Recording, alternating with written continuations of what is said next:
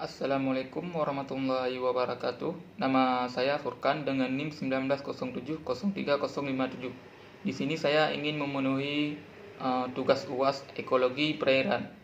Yang mana di sini ada 5 pertanyaan yang sudah diberikan. Pertanyaan pertama yaitu apa perbedaan antara ekosistem rawa dan ekosistem waduk? Nah, dapat kita ketahui ekosistem adalah hubungan timbal balik antara makhluk hidup dengan lingkungannya. Nah, perbedaan ekosistem rawa dan waduk yaitu ekosistem rawa adalah lahan genangan air secara ilmiah yang terjadi terus-menerus atau musiman akibat derasnya air yang terhambat serta mempunyai ciri-ciri khusus secara fisika, kimiawi, dan biologis. Sedangkan waduk adalah danau alam atau danau buatan sebagai kolam penyimpanan atau bisa dibilang pembendungan sungai yang bertujuan untuk menyimpan air. Nah, yang kedua yaitu pertanyaan kedua yaitu hulu dan hilir sungai memiliki ekosistem yang sama. Apakah benar? Tidak, karena hulu adalah bagian sungai yang terletak di daerah pergunungan atau perbukitan.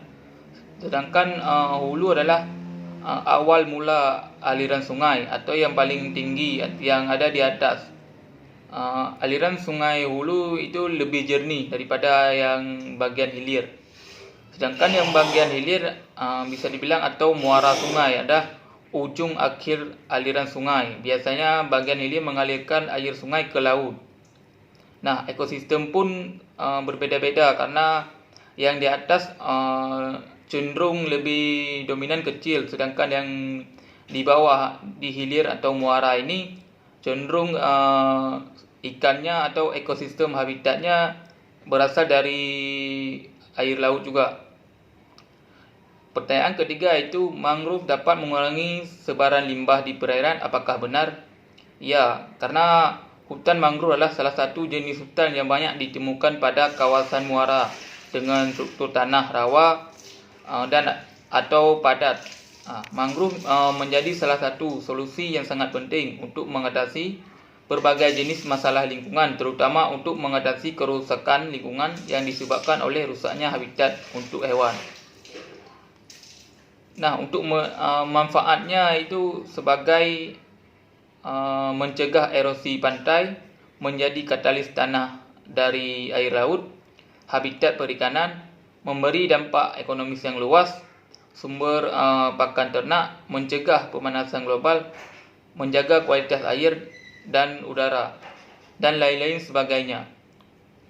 Sedangkan pertanyaan nomor 4 yaitu apa dampak pencemaran limbah organik terhadap ekosistem perairan. Nah, dampaknya sangat berpengaruh terhadap biota laut yang diakibatkan pembuangan pencemaran limbah organik dan mekanismenya. Nah, dapat menyebabkan peningkatan mikroorganisme atau kesuburan tanaman air sehingga menghambat masuknya cahaya matahari ke dalam air. Hal ini menyebabkan berkurangnya kandungan oksigen terlarut dalam air sehingga mengganggu ekosistem yang ada di dalamnya. Seperti contohnya habitat yang hidup di dalam air tersebut bisa mengganggu. Dan yang kelima itu apakah pencemaran berpengaruh terhadap kelestarian ikan dan bagaimana mekanismenya. Nah, sangat berpengaruh karena terjadi beberapa faktor pencemaran kelestarian ikan. Seperti contohnya pencemaran minyak, pencemaran logam berat, sampah, pestisida, limbah industri dan domestik. Sedangkan mekanisme penanggulangan kelestarian ikan yang harus dilakukan oleh masyarakat atau badan kelestarian di bidang pendidikan air laut atau kelestarian ekosistem biota laut. Nah, yang pertama yaitu pengaruh kerusakan pantai akibat pencemaran umumnya dapat ditanggulangi secara cepat, tetapi lain halnya apabila hal tersebut terjadi di lautan bebas.